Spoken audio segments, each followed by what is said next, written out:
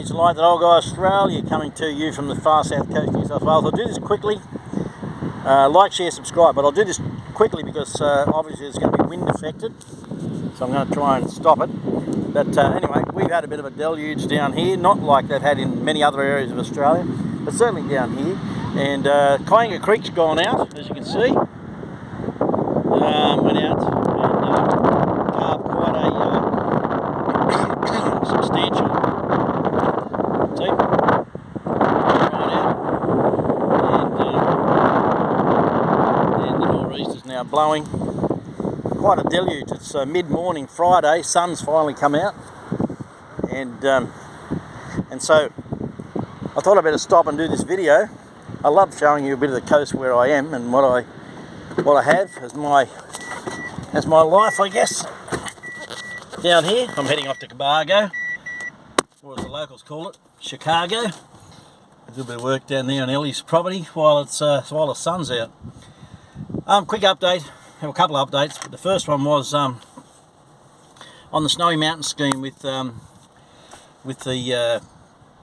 tunnel boring machine that was stuck in the mountain. Now,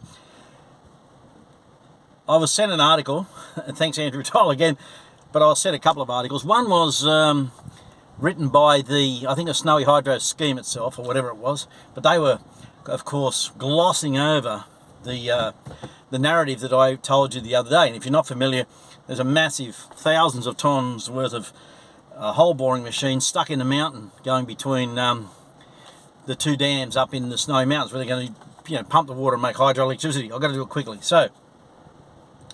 And of course nobody's known about it. And when the news came out and was leaked, they've had to release a statement saying, oh no, it's not true. Of course there's going to be soft areas between the two dams, and we understand that. Our seismologists know all about it and everything else. Bullshit, bullshit, bullshit.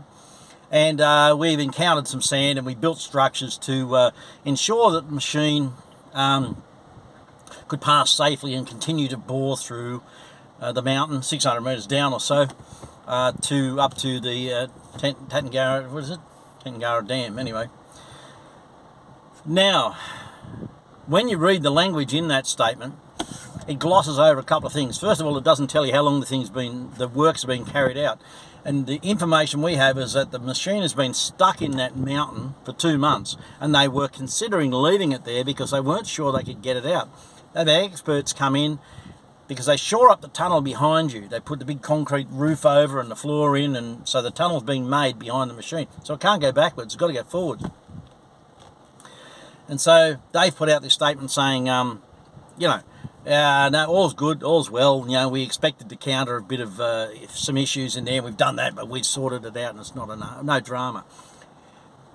The Financial Review, thanks again for the article I was sent, Financial Review went a little further and said that the cost of this thing has blown out over $1 billion. Let me say that again, $1 billion taxpayers' dollars. The cost of this tunnel is blown out. Now, you're never going to recoup that in hydroelectricity by the time it's finished. You're just not. I won't be on the planet by the time that comes about. The thing is, the Financial Review goes into a little more detail to state that they didn't know that soil was there. Whatever they use, their seismologists and their people who do the ground readings and the radars, whatever, they expected to have some difficulties, sure. But this thing went forwards into not just soft sand, it virtually collapsed inside the tunnel into a shaft or a bit of a cave or a hole or whatever. And they weren't sure how to get it out. Now they have managed to get it out, according to them. They got it out, and the Titanic sailing forward through the mountain again, boring the hole. Now, they are months and months and months and months and months and months and months behind with this project. The cost has run out a staggering amount of money, as I just said. And the truth isn't being told. Now, Senator Gerard Rennick has got hold of the information, and he asked for the article, my video, which I sent to him. Thanks, John Menzies. And so he's going to do a little bit of investigation. It'll be interesting to see what he comes up with, if he can get to the bottom of the truth here. So, that's all I can say on that particular matter. Now, you would have seen over the weekend too, my favourite bit of news, Vlad signed over areas of the Ukraine to put it under Russian rule. Now, the media is putting up all sorts of things that Zelensky's taken back this area and he's taken back... No, the Russian troops have moved out of those areas. Have they suffered casualties? Of course they have. It's a bloody war, but it's only in a certain area. They're still walking around the streets in Ukraine. There's no issue. People are still shopping. They're still, dressed up, wandering around at cafes, having coffee. I've seen video after video after video. There's no bombings if they'd have gone. If they wanted to... See, here's the thing you all miss.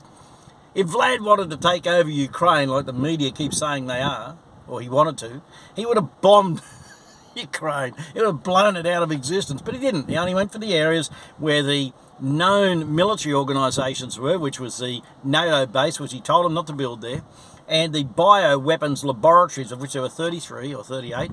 So he's gone in there and he's destroyed those ones. And the Donbass area, where most of the Russians live in Ukraine, where over 35,000 Russians have been slaughtered in the last 10 years, which nobody's given a rat's ass about, he's gone in and taken over those areas, and he's relieved those areas of Ukraine presence. Now, Ukrainian soldiers were still using American weapons, remember this, were still bombing the Donbass region up until a few months ago. He's liberated those areas, and they've now come under Russian rule. And I love that. Now, we know that the world wants a war. That's where money's made and people make these trillions, and that's what the economies of the world operate on, war. And we know that NATO's pushing for a war. We know the US is pushing for a war. They're covering everything that's going on in that area in Ukraine. And when it all comes out, what was being manufactured in those Donbass, in those bioweapons laboratories, not bioweapons, let's just say anti-aging serum, let's say. One of the major exports from the trafficking in that area. And by the way, child trafficking is one of the biggest issues within Ukraine. It's one of their main bases, for Europe anyway. So Vlad gave a speech, and if you go and listen to Vlad's speech and you put aside your bloody, your biases and you go and listen to Vlad's speech, it'll blow you out of the water. You can't watch his speech and think, well, that sounds like a brain-dead dictator. Very intelligent speech. He points out the elite and their operations. He points out everything to do with Ukraine that he went in to get, he got. He knew they'd suffer casualties. That's what happens. But Zelensky didn't do it. He didn't do it. This is like when the Vietnam War started and the US went in there. They were supposedly there as spectators and to help train the South Korean troops. Do you remember this? No? You don't remember this? Okay. And they continually said, for years and years, they weren't involved in the war in Vietnam. They weren't involved in it. Do you remember this? No? Okay. But in fact, they were. They most definitely were. And they were supplying weaponry. And that's exactly what they've done in Ukraine. The armaments dealers in Ukraine have made trillions of dollars, trust me. Trillions of dollars. And these are major corporations. And we know who owns those major corporations. So they're still making money. War's money. Anyway, that's a bit of an update on the Snowy Mountains thing. We'll see how that develops over time, if Gerard Rennick can get any more information, or if he has to go with an FOI, because that's usually how we can only get any information from the government is using a Freedom of Information Act, because they don't want to give out any information to anybody, particularly people like Malcolm Roberts and Gerard Rennick. They don't want them to have the information that they know will discredit them. All right? Peace and light, that old guy Australian, going to work. Bit of a sunny day.